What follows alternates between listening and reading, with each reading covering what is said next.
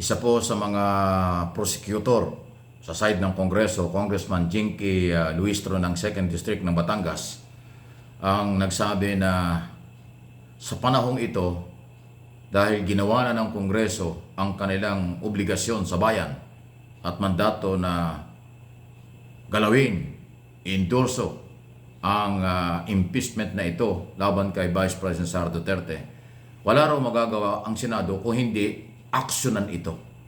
Dahil may mandato rin yan, mga senador katulad nila, mga congressman. At dahil nga sa masyadong napopolitika, ganun pa man, naniniwala si Congressman Castro na ito'y gagawin ng Senado ang kanilang trabaho at ang kanila namang grupo bilang mga prosecutor, taga-usig na magpapatunay sa mga kasong betrayal of public trust against Vice President Sara Duterte ay pinaghahandaan na nila. Ang nangyari para dito, walang chief prosecutor sa kanilang panig. Lahat sila, pantay-pantay ang level ng 11 congressman na prosecutor na i-appoint ng Congress. Pero magkakaroon sila ng kanya-kanyang mga hawak na kaso. Pero ang isa sa mga idinidiin ni Congressman Luistro ay yung issue ng confidential fund, ang isa sa malakas anyang magiging basihan at ebidensya. Kasi pera ng taong bayan yon at lumutang kanya sa mga investigasyon na talagang hindi na-justify kung saan napunta at saan ginamit yung pera. Yun po yun. Yun yung isa sa mga sinasabi sa interview kay Congresswoman Luistro. Sa ibang mga issue pa tungkol sa proseso at iba pa, pakinggan natin yung kanya sinasabi tungkol dito sa mga interview. Judges, I hope they will be resolving this matter in favor of impeachment, no? Para at least ma-fulfill natin yung constitutional duty natin for the Filipino people. Kasi itong sa amin sa House to act as prosecutors, ito yung constitutional duty, and for the Senate to act as the judges of the impeachment court, ay ito po'y constitutional duty din ng ating mga senador. Medyo napag-usapan natin Ayan, kanina. so parang obligasyon, mandato, hindi talaga pwedeng para tanggihan. ma-convene yung No. Senado Ayan, as no. soon as So possible. pinag-uusapan yung At hindi wala namang hindrance kailan ba sila na magko-convene? maghintay, Ngayon or next after election? 3.5 months. So yan po yun no, eh. bago sila Kasi pagka June, mag-convene medyo as matagal, plenary. halos 4 months Pero eh. doon sa Ayan. press ko ni Senate President Tingnan natin Jesus kasi Cordero, ginatanong siya ng mga parang media irritated siya. tungkol Ang doon sabi sa niya sinabi ay, naman ni Senate President bakit naman na last minute yung panahon sa talaga amin ang problema nila. sinubmit? Dahil Tapos nakaresist sabi na niya, sila ngayon. wala namang kaya mag-impose sa amin. Ayan, no? No, in terms of Iba yung timeline. sinabi ni etc., Escudero etc. eh. Pero parang medyo asar siya. Ano bang tingin nyo doon sa Ayan. kanyang statement? Ayan, tingnan natin. Hindi naman kinakailangan sumagot kayo, Congresswoman. no? Pero, hindi naman. Dahil baka kasi may... Tinanong mo na eh. Baka kasi may I wish to answer and anchor the same doon sa ating existing constitutional provisions. No? Sabi nyo nga, Sir Ronald, ay wala namang nagbabawal, wala namang hindrance. Actually, if you will examine the provisions of the Constitution is silent. The wordings merely are, shall immediately convene an impeachment court. But it does not provide na kapag recess ay bawal. So, following one of the most prominent legal principle na if the law does not provide, we should not provide. Kung wala namang prohibition, they have all the Dapat reasons mag-resume. to proceed to the creation of impeachment court.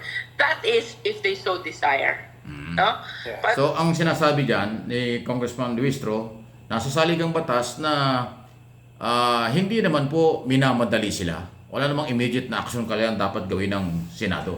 Pero hindi rin naman sinasabi na nakareses sila ay hindi dapat mag-resume para dito sa impeachment trial. Magkaroon ng bilang mga senador judges. So grabe po yung legal issue tungkol dito. Sana hindi mabura ang isyong ito dahil lang sa technical at legal na debate sa ating mga batas at proseso. Ang kailangan dito, malaman ng taong bayan, totoo ba o hindi ang paratang kay Sara Duterte? Paano niya ilaban at iligtas ang kanyang sarili dito sa Article of Impeachment, Betrayal of Public Trust? Yun po kasi ang importante. Ang issue ngayon dito yung paglilitis para malaman kung totoo o hindi. Ngayon, nangingibabaw na yung isyong technical and legal Dahil nga sa meron bang jurisdiction ngayon o wala? Meron bang karapatan o wala na mag-resume ang ating Kongreso, ang Senado? Meron pa sinasabi dyan na ibang mga abogado, katulad ni Senate President Drilon, para nadinig ko kahapon na sinasabi niya, pwede raw magpatawag ng special session. O yan. Pero sabi naman ng Malacanang, sabi ni Pangulong Marcos doon sa press conference nung kahapon din, aba, hindi kailangan ng special session kasi pag nagpatawag ako ng special session, para ako nakikialam sa trabaho ng Congress tungkol sa impeachment. Ayaw ko makialam ng Pangulo eh.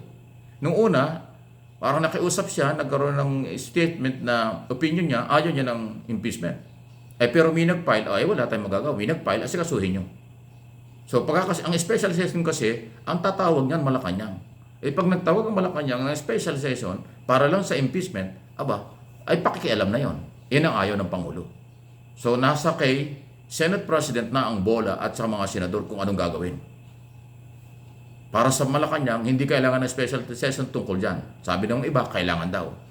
Sabi ni Escudero, nakareses na kami, walang legal na paraan para mag-resume. Dahil impeachment lang yan, o impeachment trial. Sabi ng iba naman, kailangan mag-resume kayo. Dahil yung recess nyo ay para lang sa paggawa ng batas.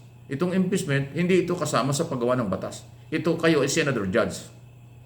Under the law, ibang trabaho ito. Iba yung paggawa ng batas na kayo recess ngayon kaysa mag-convene bilang senador judge sa impeachment trial. O nakita yung debate, magulo talaga. Lalo na kung hinahaluan pa ito ng mga pro at anti, lalo na yung mga anti, talagang lahat ng butas yung gagawin para lang hindi magtuloy-tuloy ang trial. Lahat yan. Kakampihan nila yung palusot at legal na kanilang paniniwala.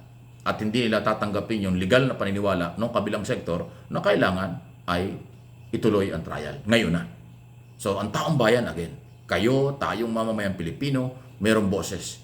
Kayo ang dapat na mag-comment, mag-react sa bagay na yan. Nakakarating sa kinaukulan ng mga comments. Ang demokrasya may limitasyon, pero sa isyong ito, open sa public ito. Huwag nating ipaubaya sa Senado, Kongreso at Malacanang na ang usaping ito. Dahil ang pinag-usapan dito, betrayal of public trust, kawalan ng tiwala sa isang impeachable official, kaya sila in-impeach. So, kailangan litisin para mapatunayan na siya guilty o mapatunayan na siya ay inosente. Yan po yan. Kaya nga kailangan ng trial. Sa ngayon, sa Kongreso lang siya na-impeach eh. Yung pagtanggal sa posisyon at pagbibigay ng kaparusahan na ban habang buhay sa any public office, wala pa yon. Kasi mangyayari lang yon after na siya mahatulan ng guilty. So, paano mangyayari? Hindi kailangan ng trial. Huwag masyadong politikahin, huwag masyadong technical. Yung legal process, ang linaw-linaw, impeachment process under 1987 Constitution. Pero ngayon ay tiniteknical and political kasi recess ang Congress. Pag nag-recess pa lang ang Kongreso at Senado, para bang kahit anong mangyari, bahala kayo, recess kami. Ganon. Kahit anong mangyari, hindi kami katrabaho kasi naka-recess kami. Di dapat ipanawagan natin, huwag natin pasweldohin ang mga ito.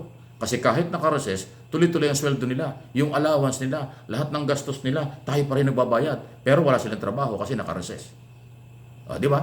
Pag sinabi nilang wala kaming gagawin kasi naka-recess kami, di panawagan natin, huwag na natin sila pasweldohin kasi pag-recess kasi wala pala silang ginagawa. May karapatan ng Pilipino dyan. Kasi people's money, pera ng bayan, ang ginagastos ng lahat ng nasa gobyerno, nasa oposisyon o administrasyon, politiko o hindi, people's money.